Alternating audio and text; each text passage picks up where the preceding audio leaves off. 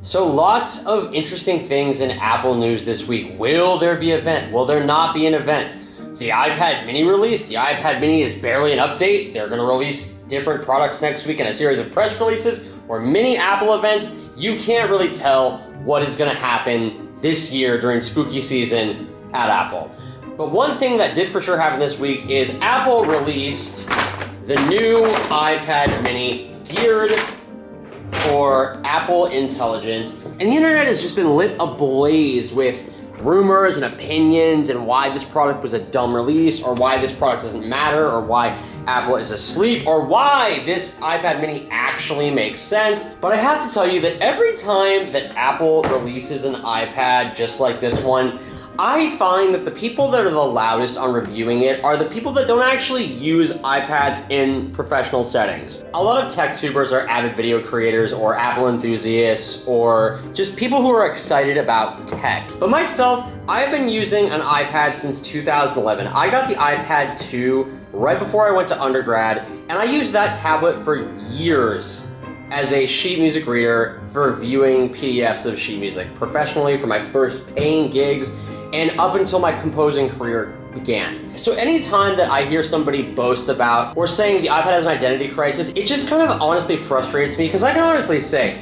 I use the iPad for multiple hours a day, 5 to 6 days a week, and I don't know a lot of other professionals that can say the same. So this narrative was absolutely monstrous when it came to the iPad Pro that was released right before summer. And yet again, the iPad mini has been released. It's a minor refresh, but let me just say, in general, with the topic of the iPad, I am tired of people saying it's dying. The iPad in its various sizes are daily tools in my workflow as a composer and a music maker, and I'm tired of people questioning the validity of its place in the Apple lineup. At the beginning of the summer, I cracked my laptop's display, and ever since then, I have just needed a screen clear of cracks to show clients for my videography work, as well as for video editing. So I had a spare iPad Pro laying around. I had lots of accessories for it, and when this was released, I was able to trade in my iPad Pro and buy this for what is considerably less than any of the iPad. Like, I paid less for this iPad mini than buying the Apple Pencil twice, so that's why I purchased it. Anyways, I dabbled with the iPad mini when it was released in 2021 with this redesign. I couldn't really find a way to make it work in my workflow.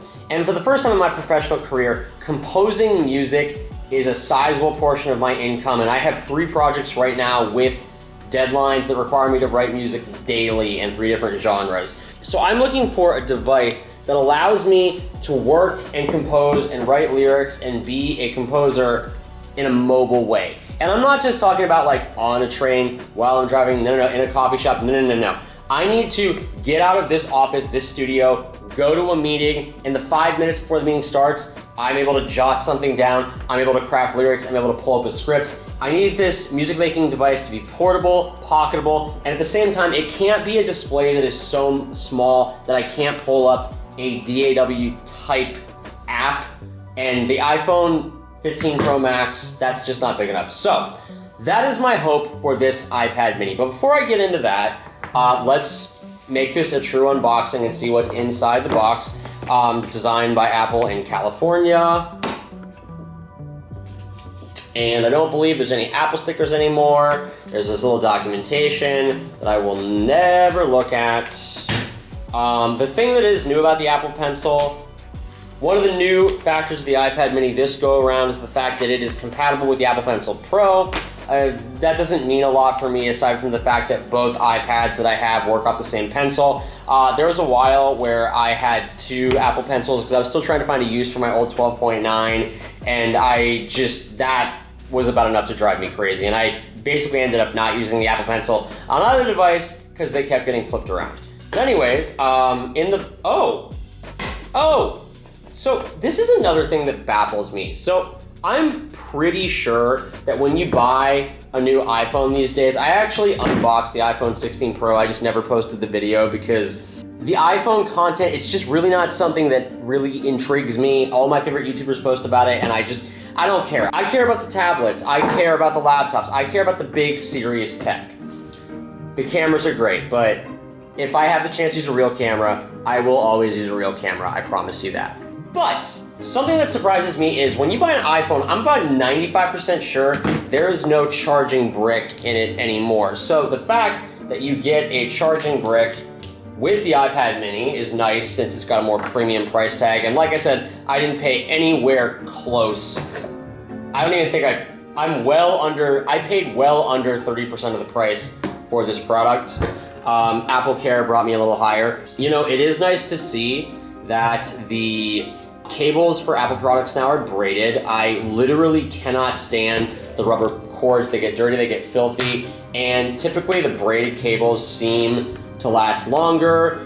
On the AirPods Max, they can't put a braided cable on the AirPods Max on the USB-C or the Lightning port. No, it has to be the worst cord that has ever existed, but you know, what are you gonna do? So that is all that's in the box for the iPad mini. You got the charging cable, you got the charging brick, and I guess that's better than the iPhone. I mean, like, and again, you know, this is the product that I care about.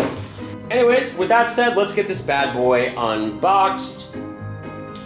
You know, it's the same typical paper. Oh, that barely stuck at all. Huh. Oh, what is this? What is this? What is this? My iPad. What is this smudge? What is this disgusting smudge? My iPad mini has a disgusting smudge on it and it's brand new. It was just released. That makes me wonder, has it ever been opened? Now I will say it may have a disgusting little, look at that. Look at that. I didn't touch it. You can see that I didn't touch that thing. I don't know if you can see that because I'm not lighting this well because I'm shooting this video at like 8 o'clock at night.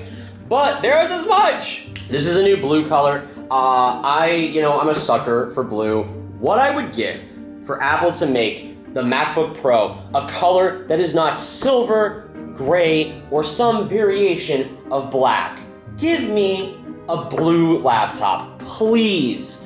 What I would give for a laptop that was fun. I mean, do you realize that my entire job is creative? Give me a wild looking laptop. One of my friends in high school had a weird like purple Dell laptop just because that was his personality.